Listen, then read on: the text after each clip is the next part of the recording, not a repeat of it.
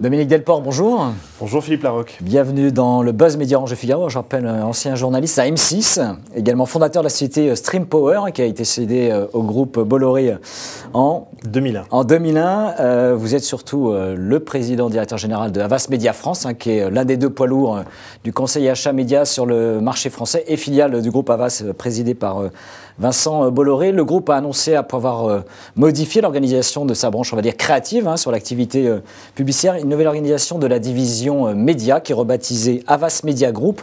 Dans quel objectif vous opérez ce changement ? On a fait pendant 4 ans en France une sorte de prototype, de laboratoire grandeur nature pour voir si en intégrant le digital au cœur de toutes nos activités, ligne commerciale, ligne experte, planning, buying, les études pour avoir des vraies mesures de ROI croisées entre la télé, le digital, etc. Du retour sur investissement, je traduis. Du retour sur investissement, pardon, qui ont été lancés il y a plus de 3-4 ans, donc on était bien avant les Google Médiamétrie, etc. Eh bien, ça marche, ça délivre de la croissance pour nos clients, ça délivre plus d'empreintes numériques pour nos clients. Vous prenez la liste des principaux clients digitaux en France, ce sont des clients Havas Media, le premier d'entre eux, Orange, qui trône vraiment à la tête du box-office avec un travail considérable des équipes sur l'ensemble des réseaux, sur l'ensemble des points de contact de cette marque importante en France. Et on pourrait multiplier les exemples. Et puis en termes de croissance aussi pour l'agence, c'est important, où on a continué notre croissance avec une accélération du fait de cette intégration digitale sur 2010, 2011, 2012. La situation d'avant, c'était un coude à coude avec le second. Maintenant, si on prend les agences, le classement RECMA est tombé aujourd'hui. Il y a 1 milliard d'écart entre le premier et le deuxième, et nous sommes effectivement clair leader si on considère les agences. Et si on considère les groupes, il y a à peu près 500 millions de billings d'écart entre le premier et le deuxième, ou les deuxièmes, puisqu'ils sont au coude à coude. Donc le leadership est clair, aussi sur le plan qualitatif, ce qui est très important.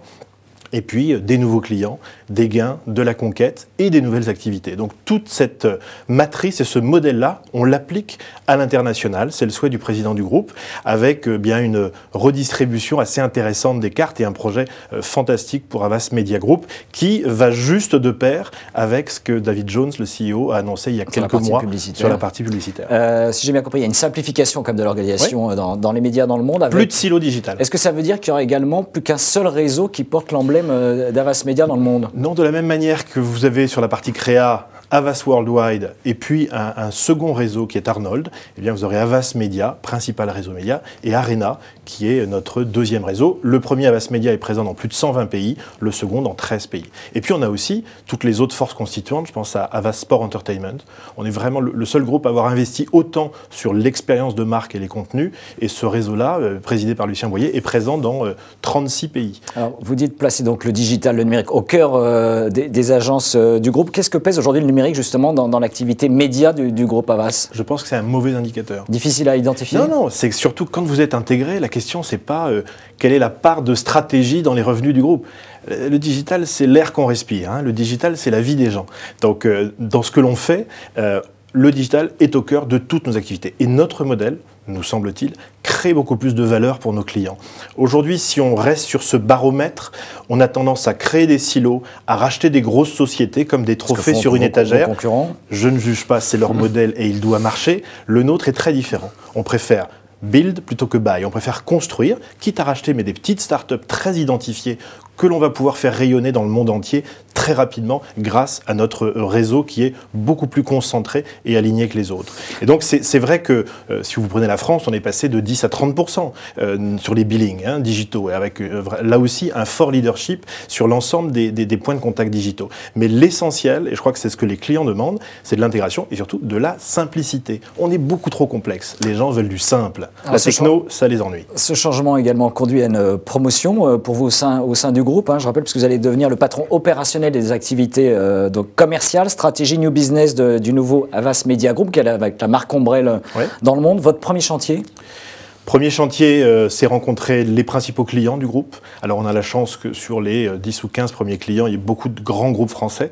Et ça aussi, on peut être très fier que dans notre industrie, on ait 2 groupes français parmi le top 6 mondial.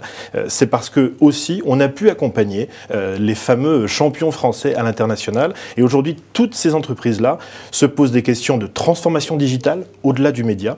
En quoi le digital est en train de transformer mon business model, et se posent des questions de conquête de parts de marché et de conquête territoriale, notamment dans tous les territoires où le groupe Havas Media est très fort. Numéro 1 en LATAM, Amérique latine, numéro 1 en Afrique, et puis avec des fortes points de présence en Asie. Donc, accompagner nos grands clients, c'est la priorité. Accompagner nos équipes, parce que c'est un projet très excitant. On veut faire venir les meilleurs talents. On veut garder, là aussi, nos talents qui se sont tous formés au digital et qui sont bilingues aujourd'hui. Et puis, bien sûr, de la conquête, de la croissance. Il y a une très belle aventure pour Havas. Je crois que sur les 10 prochaines années, on en parlait encore avec Yannick Bolloré ce matin, je pense qu'on est vraiment là sur une tendance qui est extrêmement positive et prometteuse. Le new business va être une obsession. Parce que vous parlez de tendance, vous êtes un expert des médias. Très rapidement, on voit une crise du marché publicitaire, une inquiétude des médias traditionnels. Est-ce que les agences médias comme les vôtres ressentent cette crise ou pas dans leurs revenus et leur activité? Il a fallu se diversifier. Je vais vous donner un exemple. On a créé il y a 3 ans, on a incubé sur les contenus Havas Productions.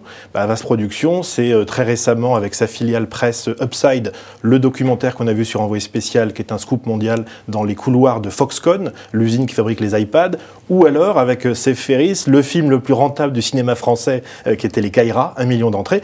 Ces 2 entités-là font partie du pôle Havas Productions. Et cette logique de création de contenu pour les marques, mais aussi pour tous les gens qui aiment le contenu de qualité, qu'ils soient sur les réseaux sociaux ou en télé, ça va être aussi un très fort point de développement avec des hubs que l'on va déployer sur l'ensemble du réseau. Donc, nous diversifier, il y a un grand chantier. On en a fait vraiment un claim et une obsession sur 2013, c'est la data. Et je crois que les entreprises sont en train de comprendre qu'elles ont là du pétrole potentiellement. Il faut le raffiner, il faut le traiter pour créer encore une fois de la valeur et de l'efficacité supplémentaire. On est payé pour ça. Eh bien, Dominique Delport, merci d'être venu expliquer donc ce projet d'Havas Media dans le monde. Et nous nous retrouvons dès demain avec un nouvel invité. Ce sera Yves Bigot, le nouveau patron de TV5 Monde. Merci et très bonne journée. Merci Philippe. Thank you.